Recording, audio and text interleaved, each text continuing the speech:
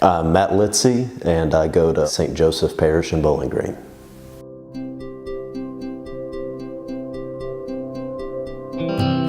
I was raised Protestant, and I think I came here the way a lot of Catholics do. I married a Catholic girl, and started coming with her family, and opened up to the ritual and the process of it all, and it really just started to click after a few weeks.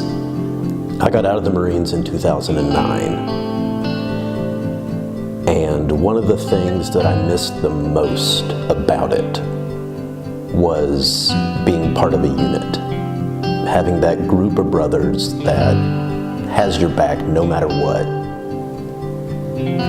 And I've looked for that a lot of different places, and I wasn't able to find it until I started coming here and meeting people in the parish, and seeing the same people at Mass and at the grocery store that I sit with at RCIA, and feeling like we're in this together for a cause bigger than ourselves.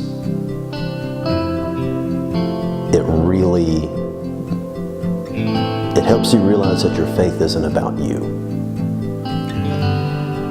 And that really makes it connect for me. One thing that I do like about RCIA is that it's not dismissive of Protestantism. It's not saying that the faith that I had for the previous 30 years of my life was invalid. And that's something that initially kept me away. I went to a Catholic men's conference with the man who's now my sponsor, my father-in-law. And there was a speaker there talking about the story of the rich young ruler in the New Testament. The guy comes to Jesus and says, "I've followed all the teachings all my life. What do I have to do now? Because I can tell it's still not enough." And Jesus says, "Sell everything you got and follow me." And the guy can't do it. And the speaker was saying this is an example of how there is only one very narrow path, and that is Catholicism. And it rubbed me the wrong way, because my parents spent 3 years in Africa as missionaries. And my dad had a little doctor's office up in Davis County, and they did exactly what was in that parable.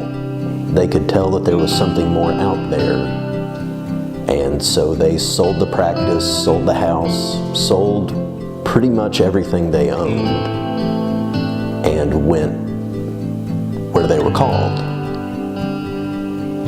And it seemed to me like this speaker was saying that wasn't enough, because they were doing it for a non-denominational mission, and they weren't Catholic.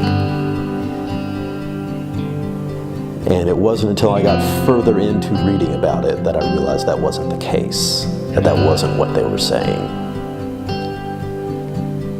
And so that was kind of the last hurdle for me on the road to getting here, was I needed to know that the official stance of the Catholic Church wasn't that anything you do in Protestant church is invalid. That we're allies, not enemies.